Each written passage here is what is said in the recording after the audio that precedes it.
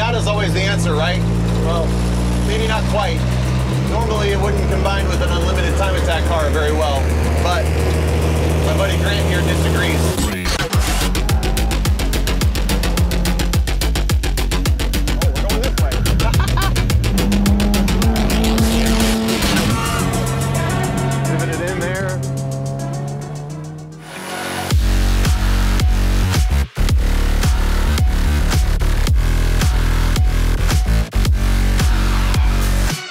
This is Grant Walker, and this is, well, was mostly a 1995 Mazda Miata. And Grant, you now run this in various number of time attack classes. Yep. But it's not uncommon to see Miatas at the racetrack, but it's not common to see Miatas like this at the racetrack. So how did this happen? This was a tinker toy for us for like 3 years. Okay. Couldn't stop changing it, cutting it, welding stuff to it. And it was your daily driver before you started running on track? Yeah, I drove it in college and it got dinged up and I loved it. I autocrossed it a couple times, and I was in Formula SAE in college, and that's where I built a race car from scratch. So I had that bug already of cutting and making stuff your own. So what we've got here is, like I said, a 95 Miata, but there's not a ton of it left, at least in some aspects. Yeah. So under the hood, what do we got going on? K24 turbo that emphasized homemade with the whole build. We built the engine in the garage at home, and we made our own manifold, and yeah, she scoots now. Got it. K-Miata did a great job bolting this engine in here, but manifold options weren't a real thing because it had just come out at the time and not too many people had had one. I actually had offers of people wanting me to make these for them. Oh, cool. But yeah, just the positioning and the different sizes of turbos that we were looking at, we had to kind of just go our own way. And also retaining the twin scroll for the turbo for that extra little response makes a big difference. And then to get the power to the rear wheels? The ZF 5-speed and the Git Drag CTS diff from Cadillac, LSD clutch style, and then some drive shaft shop axles that hold it all together. Sure. But when you look at the grand picture of everything, the engine transmission diff is kind of the standard of this car, really. That's what, like Andrew Sonneville, he has a K-Miata too, and then he's running the same thing. It's kind of like the go-to bread and butter. Everything's strong enough to hold this power. And Honda motor, BMW trans, pick a diff. Yeah, yeah. And then make it run. Yeah. But you've done way more than that to this car. I mean, all the aero you made, right? Yep. Yeah, made in the garage at home. We always have a kind of a running joke with folks who come to check the car out. We're like, what do you think these fenders are made of? Because they admire that we shaped and formed this, but we didn't actually form anything. They're trailer fenders, tandem trailer fenders cut in half. So that makes so much sense now that our welding's not super good, but you can see it here from here. And then the other corner of this fender is on the back corner back there.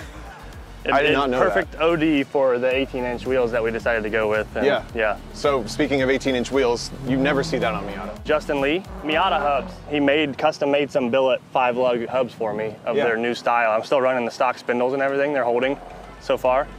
I got a spare at home in case I check them out frequently. There's a lot more force going through these than on a 15-inch slick or something. Why 18s? We were getting destroyed in track mod. When we first built this car, Gridlife had rules about mixed engine manufacturer swaps and stuff, so it bumped me up to a real high class, and being only able to run a 245 street tire was really limiting. So we tried our best to fit as big of a tire in here as we could to try and keep up with the other guys running the same tires. So. Well, I think that's kind of the thing. It's like a Miata is limited by the fact that it is a smaller car. It's a smaller displacement car. It's always kind of a little bit slow, and you've solved that with the engine, the transmission, you solved it with the aero, but now you've also fixed the problem of putting it to the ground. Yep, exactly. And it's been working really well, right? Yeah, it's been working really well. I can't complain at all. And then around the back, like, it just continues to grow and grow and grow. Yep. Like, holy cow, this is like 2 Miatas. I can't even... This was designed to fit within the trailer. That was the only limiting factor? I don't want to take it off every time, so we made this by hand too. So out of carbon? Yeah, carbon fiber. It was a homemade way of doing it, but we got a foam core inside and wet layup carbon. It works really well. The profiles are great. It works out there. But you did mention that there's maybe something missing here a little bit. The back end looks a little naked to me because I usually see it. We have the flat bottom bolts on underneath. It's pretty much a 4x8 sheet of Alumilite and with some screws and bolts. It's only held on by like 3 bolts. Yeah. And then the diffuser is made from sign material as well, similar to this. That helps just get the air out from under the car. What I did notice when you're driving on track, you're not doing a lot of shifting. At this track, I shift between 3rd and 4th. Yeah. That's it. And it just sounds like it revs forever and ever because of 8,500 RPM redline, and then Yeah, pretty much ring it out. On 4th is at the rev limiter if you get out of 10 right. Okay. And so no need to even go to 5th. That's like an attaboy when you rev limiter. Yeah. Nailed 10A. Cool. How much weight did it all add? I'm just curious. Is it much heavier than it would have been? It started out when it was NA, it was 2,050 pounds without me in it. And then we started putting on the turbo and stuff, and I think we weighed it around 2,150, so about 100 pounds add. That's it? Yeah. And then right now, I don't know, we did so much cutting to fit these trailer fenders and adding them back on, because they are steel. Sure. So it's not light, but we cut so much out that it might have evened out. The way it sits, I would have expected it to be so much heavier, but that, I mean. I think the large weight gain is mainly with the wheels, because you get into 18s and they're starting to get up into 20 pounds per wheel on the lightweight wheel. Now, do you do any changes, because you're obviously running, you know, the Falken Azini street tires sometimes, but also running the slicks sometimes when you drive it in unlimited.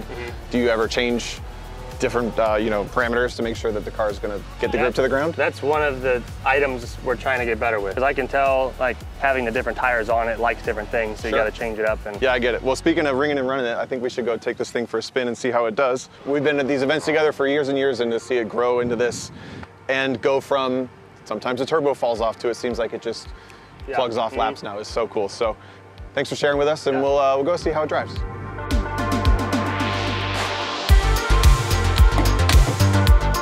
Perfect. Just like mom. Yeah, just mine knees are like this. Like Donkey Kong. That's how I drive. Feels like a Miata. Now, I've had the good fortune to drive quite a few home-built and pro-built, I guess you may say, time attack cars. And there's always this sense of, I guess, for lack of a better term, intimidation with getting in one. There's only so much you can do with a production vehicle. Part of the key with becoming really, really fast in the highest levels of time attack is figuring out how do you take your chassis and maximize it for the track. Because every chassis has its own little issues here and there that you have to figure out. So I'm sitting in my first ever unlimited, essentially, time attack Miata. Can't believe I just said that. And, well, you've seen it. It looks crazy. I'd be a liar if I told you I wasn't a little intimidated by it, even with as much experience as I may or may not have in cars like this. I haven't gotten on it yet, just kind of rolling around, but aside from the noise, it does feel quite like a Miata. Give it a little beans down the back straight.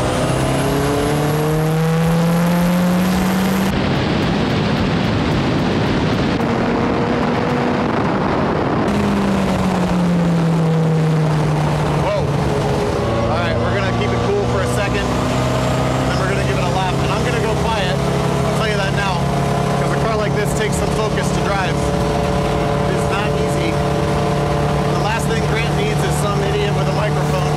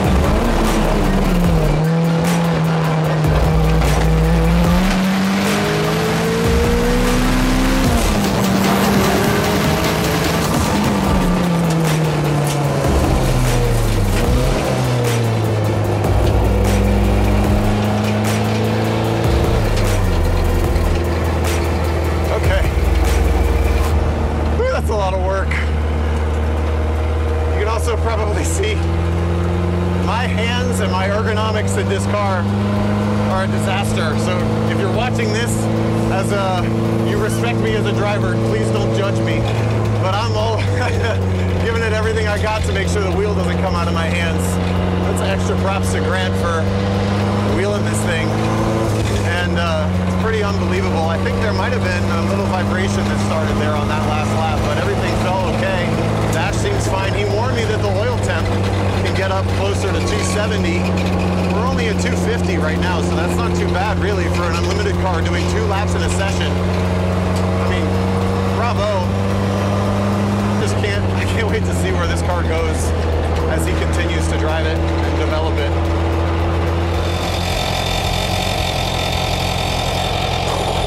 That's crazy. I mean, that one's like, whoa, that's such an intense car. These cars are nuts. Grant's done a really good job. This is not an easy kind of car to build. It's not an easy kind of car to drive.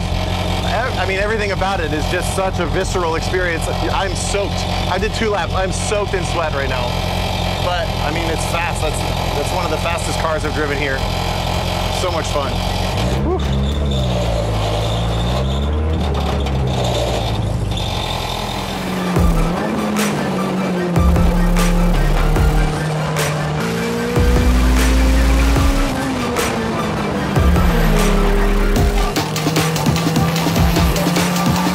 Do you know they have factory 2-steps?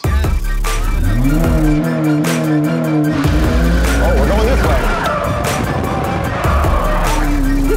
It works.